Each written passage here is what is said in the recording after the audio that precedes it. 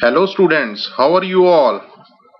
Today we are going to discuss how to draw Lewis structures and calculation of formal charge from your plus 1 chemistry book, chapter chemical bonding and molecular structure.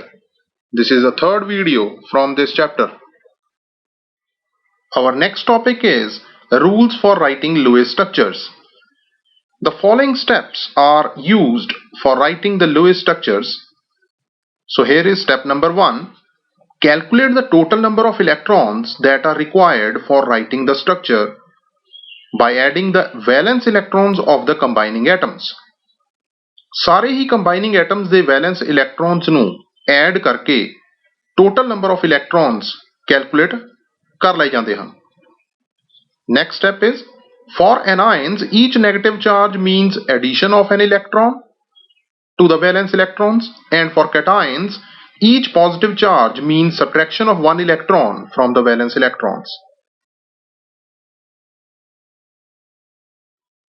ਬੱਚਿਓ ਇਸ step ਵਿੱਚ ਇਹ ਦੱਸਿਆ ਗਿਆ ਹੈ ਕਿ ਹਰ ਇੱਕ negative charge ਦੇ ਲਈ ਅਸੀਂ ਇੱਕ electron total number of valence electrons ਵਿੱਚ ਐਡ ਕਰ ਦੇਵਾਂਗੇ ਅਤੇ ਹਰ ਇੱਕ ਪੋਜ਼ਿਟਿਵ ਚਾਰਜ ਦੇ ਲਈ ਇੱਕ ਇਲੈਕਟ੍ਰੌਨ ਸਬਟ੍ਰੈਕਟ ਕਰ ਦਿੱਤਾ ਜਾਵੇਗਾ.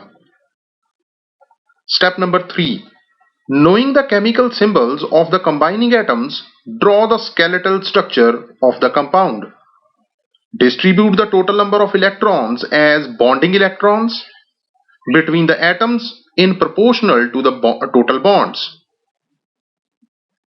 ਇਸ ਤੋਂ ਬਾਅਦ ਅਸੀਂ ਉਸ ਕੰਪਾਊਂਡ ਦੀ ਇੱਕ ਸਕੈਲੇਟਲ ਸਟਰਕਚਰ ਡਰਾ ਕਰਾਂਗੇ ਜਿਸ ਵਿੱਚ ਅਸੀਂ ਆਲੇ ਦੁਆਲੇ ਦੇ ਜਿੰਨੇ ਐਟਮਸ ਹੋਣਗੇ ਉਹਨਾਂ ਨੂੰ ਪ੍ਰਪੋਰਸ਼ਨਲ ਫਾਰਮ ਦੇ ਵਿੱਚ ਇਲੈਕਟ੍ਰੌਨਸ ਡਿਵਾਈਡ ਕਰਾਂਗੇ according to their common valence.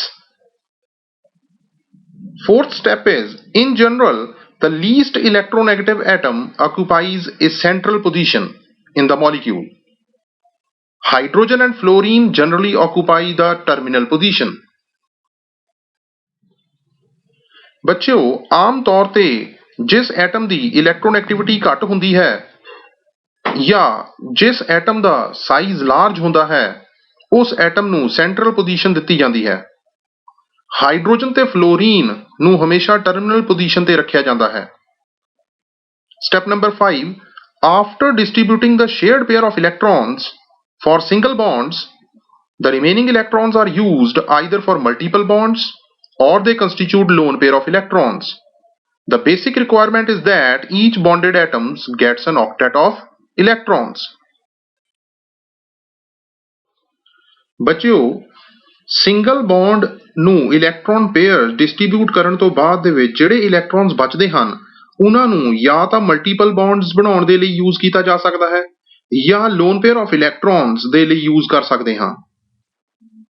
ਤੁਸੀਂ ਸਿਰਫ ਇਹ ਧਿਆਨ ਰੱਖਣਾ ਹੈ ਕਿ ਜਿੰਨੇ ਵੀ ਐਟਮ ਸਾਡੇ ਕੋਲ ਮੌਜੂਦ ਹਨ ਉਹਨਾਂ ਸਾਰਿਆਂ ਦੀ ਔਕਟੈਟ ਕੰਪਲੀਟ ਹੋਣੀ ਚਾਹੀਦੀ ਹੈ ਤੇ ਉਸ ਤਰ੍ਹਾਂ ਦੀ ਸਟਰਕਚਰ ਅਸੀਂ ਡਰਾ ਕਰਨੀ ਹੈ ਜਿਹੜੀ ਕਿ ਮੈਕਸਿਮਮ ਸਟੇਬਿਲਿਟੀ ਸ਼ੋ ਕਰਦੀ ਹੋਵੇ.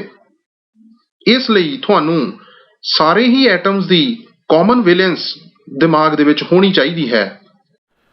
ਹਾਂਜੀ ਸਟੂਡੈਂਟਸ, ਅਸੀਂ ਦੇਖਦੇ ਹਾਂ ਕਿ ਕਿਸ ਤਰ੍ਹਾਂ ਲੋਇਸ ਸਟਰਕਚਰਸ ਡਰਾ ਕਰਨੀਆਂ ਹਨ. ਲੋਇਸ ਸਟਰਕਚਰਸ ਡਰਾ ਕਰਨ ਲਈ ਤੁਹਾਨੂੰ ਇੱਕ ਦੋ ਪੁਆਇੰਟਸ ਜਿਹੜੇ ਆ ਉਹ ਦਿਮਾਗ ਵਿੱਚ ਰੱਖਣੇ ਆ. ਸਭ ਤੋਂ ਪਹਿਲਾਂ ਕਾਮਨ ਵੈਲੈਂਸੀ ਜ਼ਰੂਰ ਯਾਦ ਰੱਖਣੀ ਆ ਕੁਛ ਐਟਮਸ ਦੀ. ਕਾਮਨ ਵੈਲੈਂਸੀ ਦਾ ਮਤਲਬ ਇਹ ਹੁੰਦਾ ਹੈ ਕਿ ਕਿੰਨੇ ਬੌਂਡਸ ਉਹ ਬਣਾ ਸਕਦਾ ਹੈ ਜਾਂ ਉਹਦੀ ਬੌਂਡਿੰਗ ਕੈਪੈਸਿਟੀ ਕਿੰਨੀ ਹੈ. ਕੁਛ ਐਲੀਮੈਂਟਸ ਦੀ ਇੱਥੇ ਗੱਲ ਕਰਦੇ ਹਾਂ ਜਿੱਦਾਂ ਕਿ ਆਕਸੀਜਨ, ਨਾਈਟ੍ਰੋਜਨ ਹੋ ਗਿਆ, ਕਾਰਬਨ ਹੋ ਗਿਆ, ਸਲਫਰ, ਫਾਸਫੋਰਸ, ਸਿਲੀਕॉन, ਕਲੋਰੀਨ. ਇਹਨਾਂ ਦੀ ਕਾਮਨ ਵੈਲੈਂਸੀ ਹਾਈਡਰੋਜਨ ਕਿੰਨੀ ਹੁੰਦੀ ਹੈ? ਆਕਸੀਜਨ ਦੀ ਕਾਮਨ ਵੈਲੈਂਸੀ ਹੈ 2, ਆਕਸੀਜਨ ਦੀ ਫੈਮਿਲੀ ਦੇ ਵਿੱਚ ਹੀ ਸਲਫਰ ਹੁੰਦਾ ਹੈ, ਇਸ ਕਰਕੇ ਇਹਦੀ ਕਾਮਨ ਵੈਲੈਂਸੀ ਜਿਹੜੀ ਹੈ ਇਹ ਵੀ 2 ਹੋ ਸਕਦੀ ਹੈ। ਵੈਸੇ ਇਹਨਾਂ ਦੀ ਬਾਹਰ ਵਾਲੀ ਸ਼ੈਲ ਦੇ ਵਿੱਚ 6 ਇਲੈਕਟ੍ਰੋਨਸ ਹੁੰਦੇ ਹਨ, ਇਸ ਕਰਕੇ ਸਲਫਰ ਆਪਣੀ ਵੈਲੈਂਸੀ ਨੂੰ ਐਕਸਟੈਂਡ ਕਰ ਸਕਦਾ ਹੈ। ਇਹ ਵੈਲੈਂਸੀ ਐਕਸਟੈਂਡ ਕਰਕੇ 4 ਵੀ ਹੋ ਸਕਦੀ ਹੈ, 6 ਵੀ ਹੋ ਸਕਦੀ ਹੈ। ਆਕਸੀਜਨ ਆਪਣੀ ਵੈਲੈਂਸੀ ਐਕਸਟੈਂਡ ਸਿਰਫ ਇੱਕ ਪੁਆਇੰਟ ਤੱਕ ਕਰ ਸਕਦਾ ਹੈ। ਇਹ 2 ਬੌਂਡਸ ਵੀ ਬਣਾ ਸਕਦਾ ਹੈ, 3 ਬੌਂਡਸ ਵੀ ਬਣਾ ਸਕਦਾ ਹੈ। ਆਮ ਕਰਕੇ ਆਕਸੀਜਨ ਨੇ 2 ਬੌਂਡਸ ਬਣਾਉਣੇ ਹਨ। ਜੇਕਰ ਉਹ ਆਪਣੇ lone pair of electron donate ਕਰਦਾ ਹੈ ਤਾਂ ਹੀ ਉਹ 3 ਬੌਂਡਸ ਬਣਾਏਗਾ, ਉਹਦੇ ਨਾਲ ਉਹਦੇ ਉੱਤੇ ਪੋਜ਼ਿਟਿਵ ਚਾਰਜ ਆ ਜਾਣਾ। ਇਸੇ ਤਰ੍ਹਾਂ ਨਾਈਟ੍ਰੋਜਨ ਦੀ ਕਾਮਨ ਵੈਲੈਂਸੀ 3 ਹੁੰਦੀ ਹੈ। ਇਹਦੀ ਬਾਹਰ ਵਾਲੀ ਸ਼ੈਲ 'ਚ 5 ਇਲੈਕਟ੍ਰੋਨਸ ਹੁੰਦੇ ਆ, ਅਤੇ ਨਾਈਟ੍ਰੋਜਨ ਦੇ ਹੀ ਫੈਮਿਲੀ ਦੇ ਵਿੱਚ ਫਾਸਫੋਰਸ ਹੁੰਦਾ ਹੈ, ਜਿਹਦੀ ਕਿ ਵੈਲੈਂਸੀ 3 ਵੀ ਹੋ ਸਕਦੀ ਹੈ ਅਤੇ 5 ਵੀ ਹੋ ਸਕਦੀ ਹੈ। ਨਾਈਟ੍ਰੋਜਨ ਦੀ 5 ਵੈਲੈਂਸੀ ਨਹੀਂ ਹੁੰਦੀ, ਉਹ ਆਪਣੀ ਪੈਂਟਾਵੈਲੈਂਟ ਸਟੇਟ ਦੇ ਵਿੱਚ ਫਾਰਮ ਨਹੀਂ ਕਰ ਸਕਦਾ ਕੋਈ ਵੀ ਬੌਂਡਸ, ਜਾਂ ਆਪਣੀ ਬੌਂਡਿੰਗ ਕੈਪੈਸਿਟੀ ਨਾਈਟ੍ਰੋਜਨ ਦੀ 3 ਰਹਿੰਦੀ ਹੈ। ਸਿਰਫ ਉਹਦੇ ਵਿੱਚ ਜਿਹੜੇ ਲੋਨ ਪੇਅਰ ਆਫ ਇਲੈਕਟ੍ਰੋਨਸ ਹੁੰਦੇ ਹਨ, ਉਸ ਕਾਰਨ ਉਹਦੀ ਇੱਕ ਵੈਲੈਂਸੀ ਇਨਕਰੀਜ਼ ਹੋ ਸਕਦੀ ਹੈ। ਜਿਸ ਤਰ੍ਹਾਂ ਆਕਸੀਜਨ ਦੀ ਇਨਕਰੀਜ਼ ਹੋ ਜਾਂਦੀ, ਇਸੇ ਤਰ੍ਹਾਂ ਨਾਈਟ੍ਰੋਜਨ ਦੀ ਵੀ ਇਨਕਰੀਜ਼ ਹੋ ਸਕਦੀ ਹੈ ਇੱਕ ਵੈਲੈਂਸੀ, ਪਰ ਉਹਦੇ ਨਾਲ ਉਹਦੇ ਉੱਤੇ ਪੋਜ਼ਿਟਿਵ ਚਾਰਜ ਆ ਜਾਣਾ। ਕਾਰਬਨ ਦੀ ਵੈਲੈਂਸੀ 4 ਹੁੰਦੀ ਹੈ, ਸਿਲੀਕॉन ਵੀ 4 ਹੁੰਦੀ ਹੈ। ਕਲੋਰੀਨ ਦੇ ਵਿੱਚ ਬਾਹਰ ਵਾਲੀ ਸ਼ੈਲ 'ਚ 7 ਇਲੈਕਟ੍ਰੋਨਸ ਹੁੰਦੇ ਹਨ, ਇਹਦੀ ਵੈਲੈਂਸੀ 1 ਵੀ ਹੋ ਸਕਦੀ ਹੈ, 3 ਵੀ ਹੋ ਸਕਦੀ ਹੈ, 5 ਵੀ ਹੋ ਸਕਦੀ ਹੈ ਅਤੇ 7 ਵੀ ਹੋ ਸਕਦੀ ਹੈ। ਹਾਈਡਰੋਜਨ ਦੀ ਵੈਲੈਂਸੀ 1 ਹੁੰਦੀ ਹੈ। ਇਹਨਾਂ ਗੱਲਾਂ ਦਾ ਤੁਸੀਂ ਧਿਆਨ ਰੱਖਣਾ ਹੈ ਕਿ ਕਾਮਨ ਵੈਲੈਂਸੀ ਤੁਹਾਡੇ ਦਿਮਾਗ ਵਿੱਚ ਹੋਣੀ ਚਾਹੀਦੀ ਹੈ ਕਿ ਕਿਸੇ ਐਲੀਮੈਂਟ ਦੀ ਕਾਮਨ ਵੈਲੈਂਸੀ ਕਿੰਨੀ ਹੁੰਦੀ ਹੈ, ਉਨੀ ਹੀ ਉਹਦੀ ਬੌਂਡਿੰਗ ਕੈਪੈਸਿਟੀ ਹੈ। ਰੇਅਰ ਕੇਸਿਸ ਆਉਣਗੇ ਜਿੱਥੇ ਆਕਸੀਜਨ 3 ਬੌਂਡ ਬਣਾਏਗਾ, ਰੇਅਰ ਕੇਸਿਸ ਆਉਣਗੇ ਜਿੱਥੇ ਨਾਈਟ੍ਰੋਜਨ 4 ਬੌਂਡਸ ਬਣਾਏਗਾ, ਪਰ ਇਹਦੇ ਨਾਲ ਇਹਨਾਂ ਉੱਤੇ ਕੀ ਆ ਜਾਏਗਾ charge, positive charge. Louis structures ਬਣਾਉਣ ਤੋਂ ਪਹਿਲਾਂ ਸਭ ਤੋਂ ਪਹਿਲਾ ਸਟੈਪ ਕੀ ਹੁੰਦਾ ਹੈ? ਸਟੈਪ ਨੰਬਰ 1 ਹੈ ਕਿ total number of wellness electrons ਅਸੀਂ ਕਾਊਂਟ ਕਰਨੇ ਹਨ। ਟੋਟਲ ਨੰਬਰ ਆਫ ਇਲੈਕਟ੍ਰੋਨਸ, ਜਿੰਨੇ ਵੀ ਐਟਮ ਸਾਨੂੰ ਦਿੱਤੇ ਹੋਏ ਆ ਉਹਦੇ ਟੋਟਲ ਨੰਬਰ ਆਫ ਇਲੈਕਟ੍ਰੋਨਸ ਅਸੀਂ ਕਾਊਂਟ ਕਰਨੇ ਆ। Total number of wellness electrons, ਮੰਨ ਲਓ ਇਹਨੂੰ ਅਸੀਂ T ਦੇ ਨਾਲ ਰਿਪਰੈਜ਼ੈਂਟ ਕਰਦੇ ਹਾਂ। ਉਸ ਤੋਂ ਬਾਅਦ ਕੀ ਕਰਨਾ ਹੈ? ਸਟੈਪ 2, ਅਸੀਂ ਇੱਕ ਫਰੇਮਵਰਕ ਡਰਾ ਕਰ ਦੇਣਾ ਹੈ, ਸਕੈਲੇਟਲ ਫਰੇਮਵਰਕ ਜਿਹਨੂੰ ਕਿਹਾ ਜਾ ਸਕਦਾ ਹੈ। ਸਿੰਪਲ ਸਿੰਗਲ ਬੌਂਡਸ ਦੇ ਨਾਲ ਸਾਰੇ ਹੀ ਐਟਮਸ ਨੂੰ ਸੈਂਟਰਲ ਐਟਮ ਦੇ ਨਾਲ ਜੋੜ ਦੇਣਾ ਹੈ। ਸਟੈਪ 3 ਦੇ ਵਿੱਚ ਅਸੀਂ number of bonding electrons count ਕਰਨੇ ਆ। ਉਸ ਤੋਂ ਬਾਅਦ ਜਿੰਨੇ ਇਲੈਕਟ੍ਰੋਨ ਬਾਕੀ ਬਚਣਗੇ, ਮਤਲਬ ਕਿ ਲੋਨ ਪੇਅਰ ਜਾਂ ਨਾਨ ਬੌਂਡਿੰਗ ਇਲੈਕਟ੍ਰੋਨਸ, ਉਹਨੂੰ L ਦੇ ਨਾਲ ਰਿਪਰੈਜ਼ੈਂਟ ਕਰਦੇ ਹਾਂ, ਜਿਹੜਾ ਕਿ ਕਿਹਦੇ ਬਰਾਬਰ ਹੋਏਗਾ, ਟੋਟਲ ਇਲੈਕਟ੍ਰੋਨਸ ਦੇ ਵਿੱਚੋਂ ਬੌਂਡਿੰਗ ਇਲੈਕਟ੍ਰੋਨਸ ਮਾਈਨਸ ਕਰ ਦੇਵਾਂਗੇ ਤਾਂ ਸਾਡੇ ਕੋਲ ਲੋਨ ਪੇਅਰ ਆਫ ਇਲੈਕਟ੍ਰੋਨਸ ਆ ਜਾਣਗੇ। ਇਹ ਲੋਨ ਪੇਅਰ ਆਫ ਇਲੈਕਟ੍ਰੋਨਸ ਜਾਂ ਫਿਰ ਨਾਨ ਬੌਂਡਿੰਗ ਇਲੈਕਟ੍ਰੋਨਸ ਜਿਹੜੇ ਹੈ, ਇਹਨਾਂ ਨੂੰ ਅਸੀਂ ਜਾਂ ਤਾਂ ਐਜ਼ ਲੋਨ ਪੇਅਰ ਯੂਜ਼ ਕਰਾਂਗੇ, ਔਰ ਅਸੀਂ ਇਹਨਾਂ ਨੂੰ ਮਲਟੀਪਲ ਬੌਂਡ ਬਣਾਉਣ ਦੇ ਲਈ ਯੂਜ਼ ਕਰਾਂਗੇ। ਠੀਕ ਹੈ ਜੀ, ਇਹ 4 ਸਟੈਪ ਯਾਦ ਰੱਖਣੇ ਆ। ਅਤੇ ਚਲੋ ਅਸੀਂ ਪਹਿਲੀ ਐਗਜ਼ਾਮਪਲ ਲੈਂਦੇ ਹਾਂ। ਸਿੰਪਲ ਐਗਜ਼ਾਮਪਲਸ ਤੋਂ ਸ਼ੁਰੂ ਕਰਦੇ ਹਾਂ। ਮੰਨ ਲਓ O2 ਦੀ ਲੂਇਸ ਸਟਰਕਚਰ ਡਰਾ ਕਰਨੀ ਹੈ। ਹੁਣ ਤੁਹਾਨੂੰ ਪਤਾ ਹੈ ਆਕਸੀਜਨ ਦੇ ਵਿੱਚ ਇਲੈਕਟ੍ਰੋਨਿਕ ਕਨਫੀਗਰੇਸ਼ਨ ਹੁੰਦੀ ਹੈ 2 6। ਬਾਹਰ ਵਾਲੀ ਸ਼ੈਲ 'ਚ ਕਿੰਨੇ ਇਲੈਕਟ੍ਰੋਨ ਹੋ ਗਏ? 6। ਟੋਟਲ ਵੈਲੈਂਸ ਇਲੈਕਟ੍ਰੋਨਸ ਕਿਹਦੇ ਬਰਾਬਰ ਆਉਣਗੇ? 2 ਆਕਸੀਜਨ ਲੱਗੇ ਹੋਏ ਆ, ਸਾਡੇ ਕੋਲ 12 ਇਲੈਕਟ੍ਰੋਨਸ ਆ ਗਏ। ਠੀਕ ਹੈ ਜੀ, 12 ਇਲੈਕਟ੍ਰੋਨਸ ਨੂੰ ਲੈ ਕੇ ਅਸੀਂ ਕੀ ਕਰਨਾ ਹੈ? ਇੱਕ ਸਿੰਪਲ ਸਟਰਕਚਰ ਡਰਾ ਕਰਨੀ ਹੈ। ਇੱਕ ਬੌਂਡ ਮਤਲਬ 2 ਇਲੈਕਟ੍ਰੋਨਸ, ਇਹਦਾ ਮਤਲਬ ਇਹਦੇ ਵਿੱਚ ਬੌਂਡਿੰਗ ਇਲੈਕਟ੍ਰੋਨਸ ਕਿੰਨੇ ਆ ਗਏ? 2। ਅਸੀਂ ਦੇਖਾਂਗੇ ਕਿ ਇਹਦੇ ਵਿੱਚ ਲੋਨ ਪੇਅਰ ਆਫ ਇਲੈਕਟ੍ਰੋਨਸ ਕਿੰਨੇ ਆਉਣਗੇ? 12 - 2, 10 ਇਲੈਕਟ੍ਰੋਨਸ ਅਸੀਂ ਐਜ਼ ਲੋਨ ਪੇਅਰ ਜਾਂ ਮਲਟੀਪਲ ਬੌਂਡਸ ਬਣਾ ਸਕਦੇ ਹਾਂ। ਹੁਣ ਸਭ ਤੋਂ ਪਹਿਲਾਂ ਤੁਸੀਂ ਇਹ ਦੇਖਣਾ ਹੈ ਕਿ ਆਕਸੀਜਨ ਦੀ ਕਾਮਨ ਵੈਲੈਂਸੀ ਕਿੰਨੀ ਹੈ। ਆਕਸੀਜਨ ਦੀ ਕਾਮਨ ਵੈਲੈਂਸੀ ਤੁਸੀਂ ਦੇਖੋ 2 ਹੁੰਦੀ ਹੈ। ਇਹਦਾ ਮਤਲਬ ਆਕਸੀਜਨ ਮੈਕਸਿਮਮ 2 ਬੌਂਡਸ ਬਣਾ ਸਕਦਾ ਹੈ ਆਪਸ ਦੇ ਵਿੱਚ। ਤੁਸੀਂ 2 ਬੌਂਡਸ ਪਹਿਲਾਂ ਡਰਾ ਕਰ ਦੇਣੇ ਆ ਤੇ ਫਿਰ ਦੇਖਣਾ ਹੈ ਕਿ ਬਾਕੀ ਦੇ ਜਿਹੜੇ ਇਲੈਕਟ੍ਰੋਨਸ ਹੈ 2 ਇਲੈਕਟ੍ਰੋਨਸ ਤਾਂ ਅਸੀਂ ਮਲਟੀਪਲ ਬੌਂਡ ਬਣਾਉਣ ਲਈ, ਡਬਲ ਬੌਂਡ ਬਣਾਉਣ ਲਈ ਯੂਜ਼ ਕਰਤੇ, ਬਾਕੀ ਦੇ ਇਲੈਕਟ੍ਰੋਨ ਬਚੇ 8। ਠੀਕ ਹੈ ਜੀ, ਅਸੀਂ ਇਕੁਅਲੀ ਡਿਵਾਈਡ ਕਰ ਦਿੰਦੇ ਹਾਂ। 4 ਇਲੈਕਟ੍ਰੋਨਸ ਇਸ ਆਕਸੀਜਨ ਨੂੰ ਦੇਤੇ, 4 ਇਲੈਕਟ੍ਰੋਨ ਇਸ ਆਕਸੀਜਨ ਨੂੰ ਦੇਤੇ। ਹੁਣ ਅਸੀਂ ਦੇਖਦੇ ਹਾਂ ਕਿ ਇਹਨਾਂ ਦੀ ਆਕਟੈਟ ਕੰਪਲੀਟ ਹੋ ਰਹੀ ਹੈ ਕਿ ਨਹੀਂ ਹੋ ਰਹੀ, ਕਿਉਂਕਿ ਜਦੋਂ ਵੀ ਅਸੀਂ ਇਸ ਤਰ੍ਹਾਂ ਇਲੈਕਟ੍ਰੋਨ ਡਿਵਾਈਡ ਕਰਨੇ ਹਨ ਆਕਟੈਟ ਕੰਪਲੀਟ ਹੋਣੀ ਚਾਹੀਦੀ ਹੈ। ਤੁਸੀਂ ਦੇਖੋ 2 2 4 2 6 2 8 ਇਸ ਆਕਸੀਜਨ ਦੀ ਆਕਟੈਟ ਕੰਪਲੀਟ ਹੈ। ਇਸੇ ਤਰ੍ਹਾਂ 2 2 4 2 6 2 8 ਇਸ ਆਕਸੀਜਨ ਦੀ ਆਕਟੈਟ ਵੀ ਕੰਪਲੀਟ ਹੈ। ਸੋ ਇਹ ਹੈ ਲੋਏਸਟ ਸਟਰਕਚਰ ਆਫ ਆਕਸੀਜਨ। ਇੱਕ ਸਟਰਕਚਰ ਹੋਰ ਡਰਾ ਕਰਦੇ ਹਾਂ, ਇਹਨੂੰ ਹੀ ਲੈ ਕੇ ਚੱਲਦੇ ਹਾਂ, that is hydronium ion. Hydronium ion that is H3O positive ion ਦੀ ਸਟਰਕਚਰ ਅਸੀਂ ਡਰਾ ਕਰਦੇ ਹਾਂ। ਤੁਸੀਂ ਦੇਖੋ ਇਹਦੇ ਵਿੱਚ ਸਭ ਤੋਂ ਪਹਿਲਾਂ ਸਾਨੂੰ ਕੀ ਕਰਨਾ ਪਏਗਾ, total number of wellness electrons calculate ਕਰਨੇ ਪੈਣਗੇ। ਇੱਕ ਆਕਸੀਜਨ ਹੈ, ਬਾਹਰ ਵਾਲੀ ਸ਼ੈਲ 'ਚ 6 ਇਲੈਕਟ੍ਰੋਨ ਹੁੰਦੇ ਆ, ਪਲੱਸ ਹਾਈਡਰੋਜਨ ਕੋਲ 1 ਹੁੰਦਾ ਆ ਪਰ 3 ਲੱਗੇ ਹੋਏ ਆ ਹਾਈਡਰੋਜਨ। ਠੀਕ ਹੈ ਜੀ, ਇਹ ਸਾਡੇ ਕੋਲ ਕਿੰਨੇ ਆ ਗਏ 9 ਇਲੈਕਟ੍ਰੋਨਸ। ਹੁਣ ਇੱਕ ਗੱਲ ਨੋਟ ਕਰੋ ਕਿ ਇੱਥੇ ਪੋਜ਼ਿਟਿਵ ਚਾਰਜ ਹੈ। ਇਹ ਗੱਲ ਤੁਸੀਂ ਯਾਦ ਰੱਖਣੀ ਹੈ ਕਿ ਫॉर ਪੋਜ਼ਿਟਿਵ ਚਾਰਜ ਤੁਸੀਂ ਮਾਈਨਸ ਕਰਨੇ ਹਨ electrons from T। Total number of electrons ਚੋਂ ਇਲੈਕਟ੍ਰੋਨ ਮਾਈਨਸ ਕਰ ਦੇਣੇ ਜਿੰਨਾ ਪੋਜ਼ਿਟਿਵ ਚਾਰਜ ਹੋਏਗਾ। ਅਗਰ ਇੱਕ ਪੋਜ਼ਿਟਿਵ ਚਾਰਜ ਹੈ 1 ਇਲੈਕਟ੍ਰੋਨ ਮਾਈਨਸ ਕਰ ਦੇਣਾ ਹੈ। ਠੀਕ ਹੈ ਜੀ, ਅਤੇ ਹਮੇਸ਼ਾ ਪੋਜ਼ਿਟਿਵ ਚਾਰਜ ਜਿਹੜਾ ਹੈ ਉਹ ਸੈਂਟਰਲ ਐਟਮ ਦੇ ਉੱਤੇ ਆਉਂਦਾ ਹੈ। ਜੇ ਨੈਗੇਟਿਵ ਚਾਰਜ ਆਏਗਾ for negative charge then add ਕਰ ਦੇਣਾ ਹੈ electron, add electron to total number of electrons. ਅਤੇ ਹਮੇਸ਼ਾ ਨੈਗੇਟਿਵ ਚਾਰਜ ਟਰਮੀਨਲ ਪੋਜੀਸ਼ਨਸ 'ਤੇ ਆਉਂਦਾ ਹੈ। ਟਰਮੀਨਲ ਜਿਹੜੇ ਐਟਮਸ ਲੱਗਦੇ ਆ ਉਹਨਾਂ ਦੇ ਉੱਤੇ ਨੈਗੇਟਿਵ ਚਾਰਜ ਆਉਂਦਾ ਹੈ। ਚਲੋ ਇੱਥੇ ਅਸੀਂ ਗੱਲ ਕਰਦੇ ਹਾਂ ਪੋਜ਼ਿਟਿਵ ਚਾਰਜ। ਪੋਜ਼ਿਟਿਵ ਚਾਰਜ ਦੇ ਲਈ ਇੱਥੋਂ ਇੱਕ ਮਾਈਨਸ ਕਰ ਦੇਵਾਂਗੇ ਇਲੈਕਟ੍ਰੋਨ, ਸੋ 8 ਰਹਿ ਜਾਣਗੇ ਇਲੈਕਟ੍ਰੋਨਸ। ਹੁਣ ਕੀ ਕਰਾਂਗੇ, ਅਸੀਂ ਸਕੈਲੇਟਲ ਸਟਰਕਚਰ ਡਰਾ ਕਰਦੇ ਹਾਂ। ਸਕੈਲੇਟਲ ਸਟਰਕਚਰ ਦੇ ਵਿੱਚ ਆਕਸੀਜਨ ਸੈਂਟਰ ਦੇ ਵਿੱਚ ਰੱਖਦੇ ਹਾਂ ਕਿਉਂਕਿ ਇਹ ਲੀਸਟ ਨੰਬਰ ਦੇ ਵਿੱਚ ਹੈ। 1 ਨੰਬਰ ਹੈ, ਹਾਈਡਰੋਜਨ 3 ਲੱਗੇ ਹੋਏ ਹਨ। ਇਸੇ ਤਰ੍ਹਾਂ ਤਿੰਨੋਂ ਹਾਈਡਰੋਜਨ ਐਟਮਸ ਨੂੰ ਅਸੀਂ ਆਲੇ ਦੁਆਲੇ ਲਿਖ ਦਿੰਦੇ ਹਾਂ। ਇੱਕ ਬੌਂਡ ਤਾਂ ਸਾਨੂੰ ਬਣਾਉਣਾ ਪਏਗਾ ਹਰ ਇੱਕ ਹਾਈਡਰੋਜਨ ਐਟਮ ਦੇ ਨਾਲ। ਇੱਕ ਬੌਂਡ ਦੇ ਵਿੱਚ 2 ਇਲੈਕਟ੍ਰੋਨਸ ਹੁੰਦੇ ਹਨ। ਠੀਕ ਹੈ ਜੀ, ਅਤੇ ਤੁਸੀਂ ਹੁਣ ਬੌਂਡਿੰਗ ਇਲੈਕਟ੍ਰੋਨਸ ਕੈਲਕੂਲੇਟ ਕਰੋਗੇ।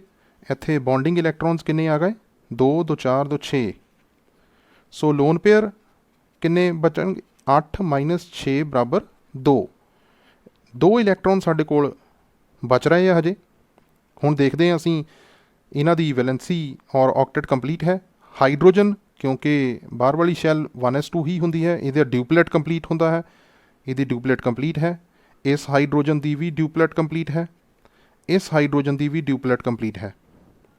ਪਰ ਆਕਸੀਜਨ ਐਟਮ ਦੀ ਵੈਲੈਂਸੀ 2 2 4 2 6 ਇਲੈਕਟ੍ਰੋਨਸ ਹੀ ਹਨ। ਇਹਦਾ ਮਤਲਬ ਜਿਹੜੇ ਰਿਮੇਨਿੰਗ 2 ਇਲੈਕਟ੍ਰੋਨ ਸਾਡੇ ਕੋਲ ਬਚੇ ਆ ਉਹ ਅਸੀਂ ਇੱਥੇ loan pair of electrons the farm ਦੇ ਵਿੱਚ ਸ਼ੋ ਕਰ ਦੇਵਾਂਗੇ, ਜਿਹਦੇ ਨਾਲ ਆਕਸੀਜਨ ਦੇ 8 ਇਲੈਕਟ੍ਰੋਨਸ ਪੂਰੇ ਹੋ ਜਾਣਗੇ। So this is the lowest structure of hydronium ion. ਵੈਸੇ ਤਾਂ ਤੁਸੀਂ ਇੱਥੇ ਸਿੱਧਾ ਹੀ ਜੱਜ ਕਰ ਸਕਦੇ ਹਾਂ ਕਿ ਆਕਸੀਜਨ ਦੀ ਕਾਮਨ ਵੈਲੈਂਸੀ ਹੁੰਦੀ ਹੈ 2, ਪਰ ਜਦੋਂ ਉਹ ਆਪਣੇ ਇੱਕ lone pair of electron donate ਕਰ ਦਿੰਦਾ ਹੈ, ਸ਼ੇਅਰ ਕਰ ਲੈਂਦਾ ਹੈ due to coordinate covalent bond, ਤਾਂ ਉਹਦੀ 3 ਵੈਲੈਂਸੀ ਬਣਾ ਸਕਦਾ ਹੈ, ਪਰ ਉਹਦੇ 'ਤੇ ਪੋਜ਼ਿਟਿਵ ਚਾਰਜ ਆ ਜਾਂਦਾ। ਇਹਦਾ ਮਤਲਬ ਇਹ ਪੋਜ਼ਿਟਿਵ ਚਾਰਜ ਕਿਹਦੇ ਉੱਤੇ ਆਏਗਾ, ਆਕਸੀਜਨ 'ਤੇ ਆਏਗਾ। ਇਸ ਪੋਜ਼ਿਟਿਵ ਚਾਰਜ ਨੂੰ ਅਸੀਂ ਆਕਸੀਜਨ 'ਤੇ ਵੀ ਲਿਖ ਸਕਦੇ ਹਾਂ ਜਾਂ ਫਿਰ ਪੂਰੇ ਮੋਲੀਕਿਊਲ ਨੂੰ ਬ੍ਰੈਕਟ ਦੇ ਵਿੱਚ ਰੱਖ ਕੇ ਉੱਪਰ ਪੋਜ਼ਿਟਿਵ ਚਾਰਜ ਸ਼ੋ ਕੀਤਾ ਜਾ ਸਕਦਾ ਹੈ। ਠੀਕ ਹੈ ਜੀ। ਫਾਰਮਲ ਚਾਰਜ ਕੈਲਕੂਲੇਟ ਕਰਨਾ ਉਹ ਨੈਕਸਟ ਦੱਸਾਂਗੇ ਕਿ ਕਿਸ ਤਰੀਕੇ ਦੇ ਨਾਲ ਇਹ ਫਾਰਮਲ ਚਾਰਜ ਕੈਲਕੂਲੇਟ ਕਰਦੇ ਹਾਂ, ਕਿ ਕਿਸ ਐਟਮ ਦੇ ਉੱਤੇ ਚਾਰਜ ਆਏਗਾ ਪੋਜ਼ਿਟਿਵ ਔਰ ਨੈਗੇਟਿਵ, ਉਹ ਅਸੀਂ ਨੈਕਸਟ ਟੌਪਿਕ ਦੇ ਵਿੱਚ ਕਰਦੇ ਹਾਂ। ਇੱਕ ਐਗਜ਼ਾਮਪਲ ਜਿਹੜੀ ਹੈ ਉਹ ਹੋਰ ਲੈਂਦੇ ਹਾਂ ਇਹਦੀ, NO3 ਨੈਗੇਟਿਵ। ਨਾਈਟ੍ਰੋਜਨ ਦੀ ਇਲੈਕਟ੍ਰੋਨਿਕ ਕਨਫੀਗਰੇਸ਼ਨ 2,5 ਹੁੰਦੀ ਹੈ, ਆਕਸੀਜਨ ਦੀ ਹੁੰਦੀ ਹੈ 2,6। So total number of valence electrons count ਕਰਦੇ ਹਾਂ। ਨਾਈਟ੍ਰੋਜਨ ਆਇਆ 5 ਪਲੱਸ 3 ਲੱਗੇ ਹੋਏ ਆਕਸੀਜਨ, 6 × 3 ਕਿੰਨੇ ਹੋ ਗਏ 18 ਤੇ 5 23 ਇਹ ਹੋ ਗਏ। ਇੱਕ ਨੈਗੇਟਿਵ ਚਾਰਜ ਹੈ, ਨੈਗੇਟਿਵ ਚਾਰਜ ਦੇ ਵਿੱਚ ਅਸੀਂ ਪਲੱਸ ਕਰ ਦਿੰਦੇ ਹਾਂ ਇਲੈਕਟ੍ਰੋਨ ਨੂੰ, ਸੋ ਇਟ ਬਿਕਮ 24। ਹੁਣ ਅਸੀਂ ਦੇਖਦੇ ਹਾਂ ਕਿ ਬੌਂਡਿੰਗ ਇਲੈਕਟ੍ਰॉन्स ਕਿੰਨੇ ਆਉਣਗੇ। ਅਸੀਂ ਲੀਸਟ ਨੰਬਰ ਦੇ ਵਿੱਚ ਨਾਈਟ੍ਰੋਜਨ ਹੈ, ਅਸੀਂ ਸੈਂਟਰ ਦੇ ਵਿੱਚ ਰੱਖਦੇ ਹਾਂ ਨਾਈਟ੍ਰੋਜਨ ਐਟਮ ਨੂੰ। ਆਕਸੀਜਨ ਐਟਮਸ 3 ਲੱਗੇ ਹੋਏ ਆ ਆਕਸੀਜਨ ਐਟਮਸ, ਇਹਨਾਂ ਤਿੰਨਾਂ ਆਕਸੀਜਨ ਐਟਮਸ ਨੂੰ ਇੱਕ ਇੱਕ ਬੌਂਡ ਦੇ ਨਾਲ ਅਸੀਂ ਸ਼ੋ ਕਰ ਦਿੰਦੇ ਹਾਂ। ਟੋਟਲ ਨੰਬਰ ਆਫ ਬੌਂਡਿੰਗ ਇਲੈਕਟ੍ਰॉन्स ਕਿੰਨੇ ਆ ਜਾਣੇ ਇੱਥੇ ਦੇਖੋ, 2 2 4 2 6 ਬੌਂਡਿੰਗ ਇਲੈਕਟ੍ਰॉन्स ਆ ਗਏ। Then lone pair of electrons calculate ਕਰਨੇ ਆ, 24 - 6, ਸੋ ਇਟ ਬਿਕਮਸ 18। ਹੁਣ ਅਸੀਂ ਇਹਨਾਂ 18 ਇਲੈਕਟ੍ਰॉन्स ਨੂੰ ਜਾਂ ਤਾਂ ਲੋਨ ਪੇਅਰ ਆਫ ਇਲੈਕਟ੍ਰॉन्स ਸ਼ੋ ਕਰ ਸਕਦੇ ਹਾਂ, ਜਾਂ ਅਸੀਂ ਇਹਨਾਂ ਨੂੰ as a multiple bond show ਕਰ ਸਕਦੇ ਹਾਂ। ਸਾਨੂੰ ਕੀ ਕਰਨਾ ਪਏਗਾ, ਸਾਨੂੰ ਆਕਟੈਟ ਕੰਪਲੀਟ ਕਰਨੀ ਹੈ। ਇਸ ਕਰਕੇ ਅਸੀਂ ਪਹਿਲਾਂ ਦੇਖਦੇ ਹਾਂ ਕਿ ਇਹਨਾਂ ਦੇ ਵਿੱਚੋਂ ਆਕਟੈਟ ਕੰਪਲੀਟ ਕਿਸ ਤਰ੍ਹਾਂ ਕਰਨੀ ਹੈ। ਪਹਿਲਾਂ ਅਸੀਂ ਇਸ ਤਰ੍ਹਾਂ ਕਰਦੇ ਹਾਂ ਕਿ ਇਹਨਾਂ 18 ਇਲੈਕਟ੍ਰॉन्स ਨੂੰ ਇੱਥੋਂ ਡਿਵਾਈਡ ਕਰਨਾ ਸ਼ੁਰੂ ਕਰਦੇ ਹਾਂ।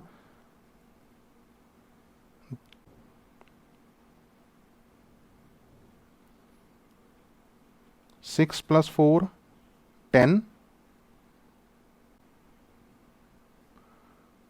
12,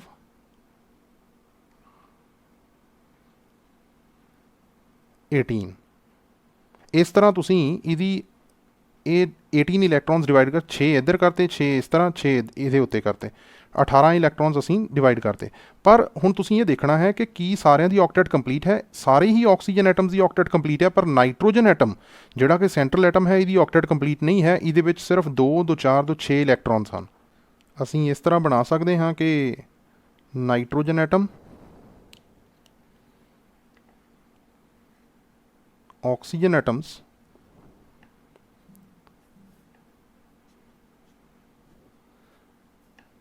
ਇਹਦੇ ਉੱਤੇ ਅਸੀਂ 6 ਰੱਖ ਦਿੰਦੇ ਹਾਂ, ਇਹਦੇ ਉੱਤੇ ਵੀ 6 ਇਲੈਕਟ੍ਰॉन्स ਰੱਖ ਦਿੰਦੇ ਹਾਂ।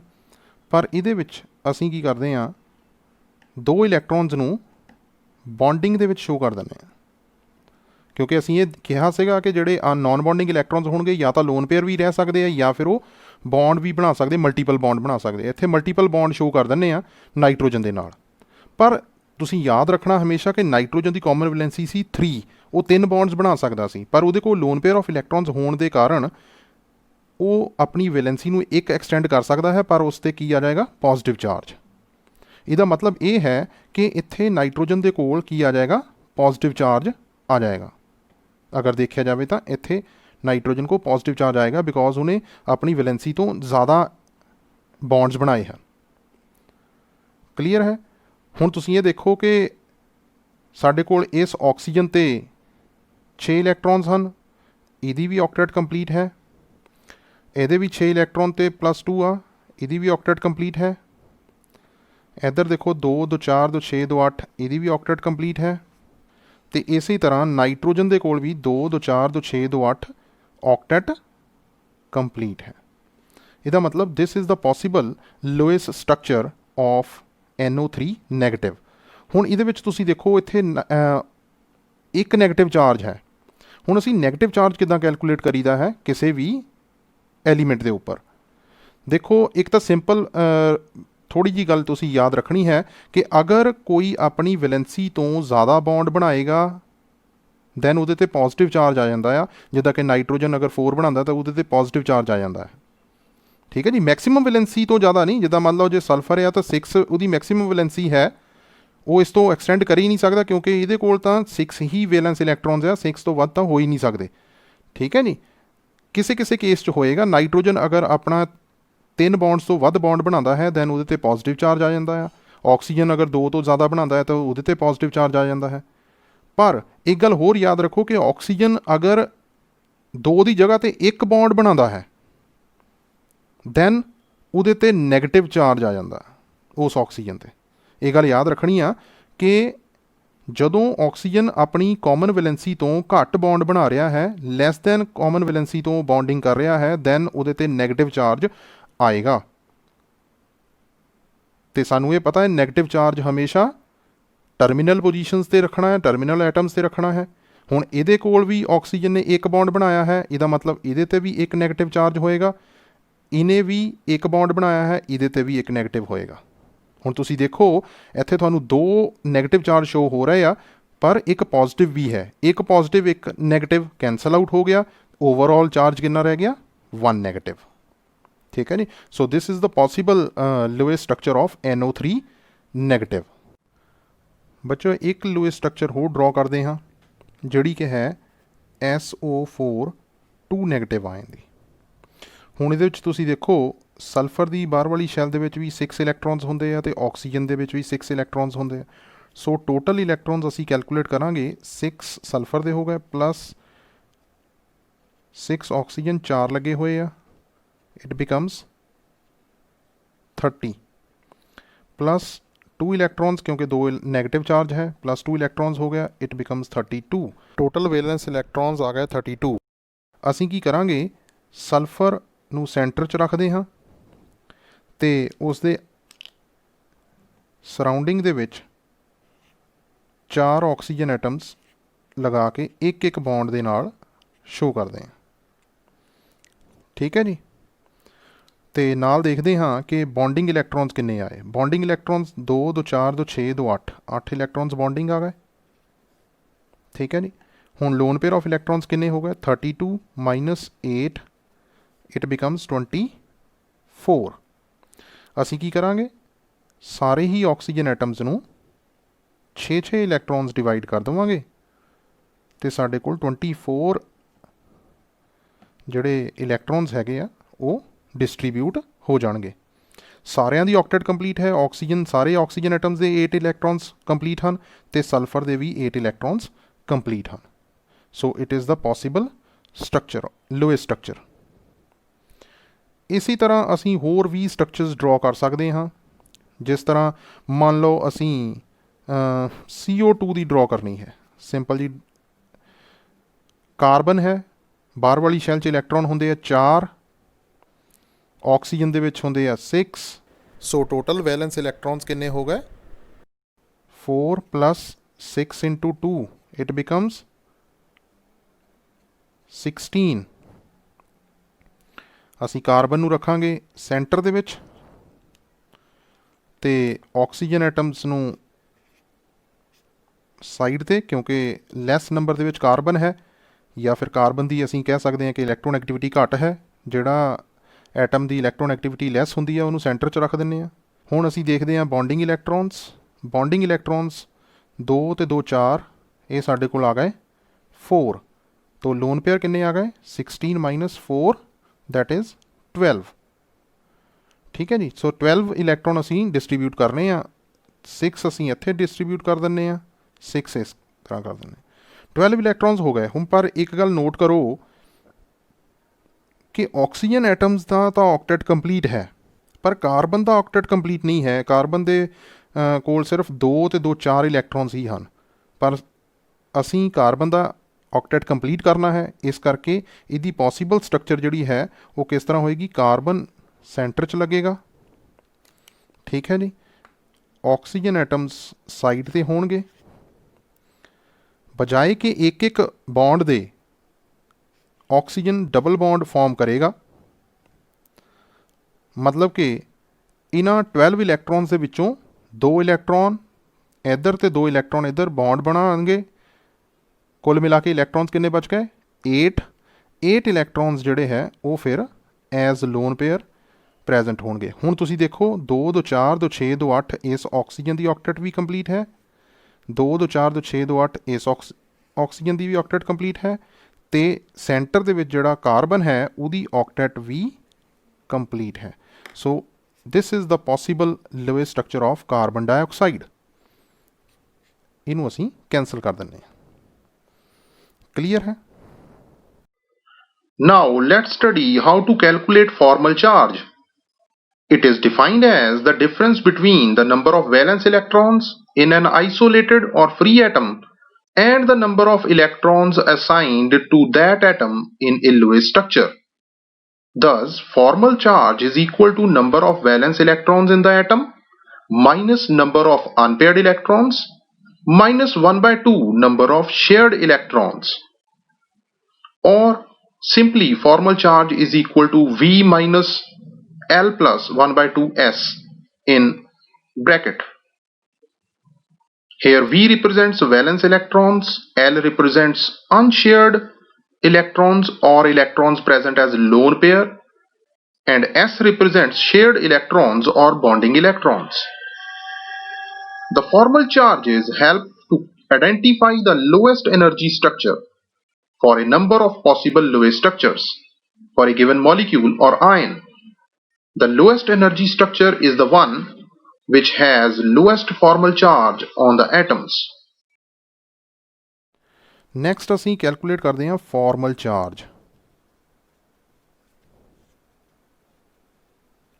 ਫਾਰਮਲ ਚਾਰਜ ਕਿਸ ਤਰ੍ਹਾਂ ਕੈਲਕੂਲੇਟ ਕੀਤਾ ਜਾਂਦਾ ਹੈ? ਫਾਰਮਲ ਚਾਰਜ ਜਿਹੜਾ ਹੈ ਇਹਨੂੰ ਅਸੀਂ ਸ਼ਾਰਟ ਫਾਰਮ 'ਚ FC ਲਿਖ ਦਿੰਦੇ ਹਾਂ। ਇਹਦਾ ਜਿਹੜਾ ਫਾਰਮੂਲਾ ਹੈ ਦੈਟ ਇਜ਼, ਅਸੀਂ ਕੀ ਕਰਨਾ ਹੈ, ਉਸ ਐਟਮ ਦਾ total number of valence electrons calculate ਕਰਨੇ ਹੈ। This is total valence electrons minus ਕਰਨਾ ਹੈ ਇਹਦੇ ਵਿੱਚੋਂ number of non bonding electrons, that is ਜਿਹਨੂੰ ਅਸੀਂ ਲੋਨ ਪੇਅਰ L ਦੇ ਨਾਲ ਰਿਪਰੈਜ਼ੈਂਟ ਕਰਦੇ ਹਾਂ, ਮਾਈਨਸ ਕਰਨਾ ਹੈ ਹਾਫ ਦਾ ਨੰਬਰ ਆਫ ਬੌਂਡਿੰਗ ਇਲੈਕਟ੍ਰॉन्स ਜਿਹਨੂੰ ਅਸੀਂ S ਦੇ ਨਾਲ ਰਿਪਰੈਜ਼ੈਂਟ ਕਰਦੇ ਹਾਂ। ਫਾਰਮੂਲਾ ਕੀ ਸਾਡਾ ਬਣ ਜਾਏਗਾ? ਫਾਰਮੂਲਾ ਸਾਡੇ ਕੋਲ ਆ ਜਾਏਗਾ FC is equal to V minus L minus 1 by 2 S। ਇਸ ਮੋਲੀਕਿਊਲ ਦੇ ਵਿੱਚ ਹੀ ਅਸੀਂ ਕੈਲਕੂਲੇਟ ਕਰਦੇ ਹਾਂ, ਸਲਫੇਟ ਦੇ ਵਿੱਚ ਹੀ ਦੇਖਦੇ ਹਾਂ ਸਲਫਰ ਦੇ ਉੱਤੇ ਕਿੰਨਾ ਆਏਗਾ ਫਾਰਮਲ ਚਾਰਜ। ਦੇਖੋ ਸਲਫਰ ਐਟਮ ਹੈ, ਔਨ ਸਲਫਰ ਐਟਮ ਅਸੀਂ ਕੈਲਕੂਲੇਟ ਕਰਦੇ ਹਾਂ।